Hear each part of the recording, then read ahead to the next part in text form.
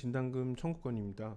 청구를 하셨으나 보험사 측으로부터 지급이 거절된 그런 사례입니다. 이분이 가입하신 보험은 보면은 이 치료자금이라고 해서 이 뇌출혈 진단 시에 일정 금액을 지급하는 그런 형태의 보험에 가입을 하셨고, 이분 같은 경우는 원래 이제 그 폐암 같은 게 생기셔서 계속적으로 경과 관찰을 하시다가 이게 뇌 쪽까지 전이가 되셨던 분입니다. 그래서 여기 보면은 뭐 경동맥, 중대뇌동맥에 폐색 소견이 있어서 뇌경색증도 나왔고, 그다음에 그 전이된 종양 부위에서 출혈 소견이 관찰이 돼가지고 이렇게 뇌내출혈 그리고 I61.3 요 코드가 부여가 되었습니다. 아까 그 가입된 보험에서는 뇌경색은 보상이 안 됐고 뇌출혈만 보상이 되는데 여기에 I61 요 코드는 해당이 됩니다. 뭐 나머지 거는 1, 3, 4번은 해당이 없는 경우였습니다. 그래서 정상적으로 여기 이 진단서도 대학병원에서 발행이 됐고, 이 응급실에 내원해서 정밀검사 하신 후에 의사가 최종으로 이렇게 진단을 한 겁니다. 큰 병원에서 이렇게 진단이 됐는데도 보험사는 어떻게 했냐, 여기 반송 처리를 했습니다. 그 이유를 보면은 이 뇌출혈이 동반된 게 확인이 됩니다. 그래서 보험사에서도 뇌출혈이 확인이 됐는데 여기에 보면은 약관상 뇌출혈 진단이 가능한지 여부에 대해서 확인이 돼야 되나, 가입자가 가입자에게 이 의료기관에 제3차 의료기관, 그러니까 다른 병원에 이게 뇌출혈 진단이 맞는지, 그리고 I61 코드 부여가 타당한지 이 의료자문을 진행하고자 했으나 이게 의료자문이 굉장히 피해 사례가 많죠. 그러다 보니까 가입자는 거부를 했습니다. 대학병원에서 뇌출혈로 확정 진단이 되었어도 이게 보험사가 봤을 때 아니면은 이런 식으로 현장 심사나 이런 것들이 진행이 됩니다. 이 가입도 굉장히 오래된 계약입니다. 진행 과정 중에 또 이분이 그 뇌출혈 환자분께서 돌아가시는 뭐 그런 상황까지 있었는데,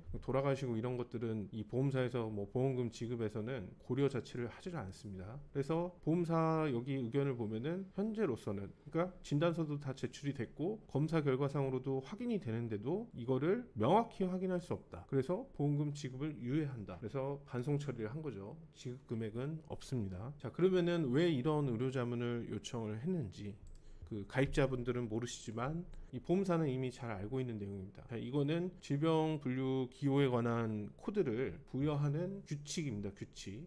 근데 신생물, 그러니까 뭐 종양이나 암이나 이런 부위에 출혈이 이제 발생한 경우에는 출혈에 대한 별도 코드는 따로 부여하지 않는다. 그래서 이거를 이제 보험사는 알고 있는 내용이었죠. 그래서 이 대학병원 의사 선생님께서 그렇게 써줬다 하더라도 이 보험사가 의료자문을 했으면 당연히 뇌출혈 코드는 부적절하다 이렇게 이제 나왔겠죠. 그래서 이런 정도로 이렇게 답을 보험사가 정하고 본인들이 그 보험사가 이렇게 부지급 처리를 할 수 있는 이런 형태의 분쟁은 뭐 의료자문을 동의한다고 해서 유리하거나 뭐 미동의한다고 해서 그러니까 동의를 하지 않는다고 해서 유리해지거나 뭐 이런 게 아닙니다. 동의 여부는 상관이 없고 이미 답이 정해져 있는 겁니다. 이런 형태의 분쟁은 아주 오래전부터 있었는데 이제 그 가입자분들이 이런 디테일한 내용까지 다 알고 계신 분들이 굉장히 드물기 때문에 의료자문에 동의를 하셔가지고 피해를 보시거나 이런 상황이 발생을 하는 거죠.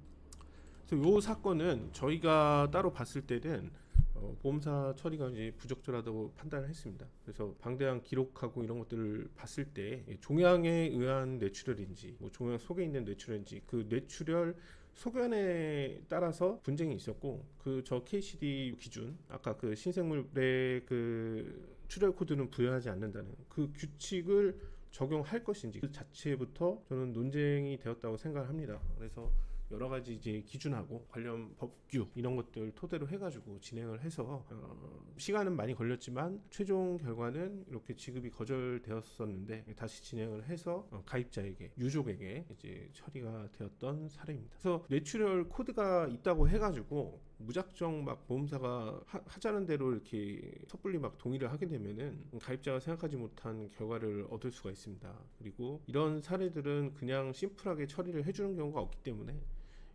이거는 일반적인 뇌출혈 청구권과는 좀 다른 형태의 분쟁입니다. 원래 뇌출혈은 뇌 혈관이 이렇게 터져가지고 이런 뭐 그 뇌내 출혈이 발생한다든지, 뭐 고혈압성 뇌출혈이라든지, 그 다음에 뭐 다치거나 뭐 외상 이런 걸로 인해서 뭐 경막하 출혈, 뭐 외상성 지주막하 출혈, 뭐 이런 형태의 분쟁하고는 다른 유형입니다. 그래서 요거는 이 신생물의 부위에 발생한 출혈에 관해서는 이 내용에 맞게 준비를 해서 진행을 해야 이길 확률이 생기게 됩니다. 감사합니다.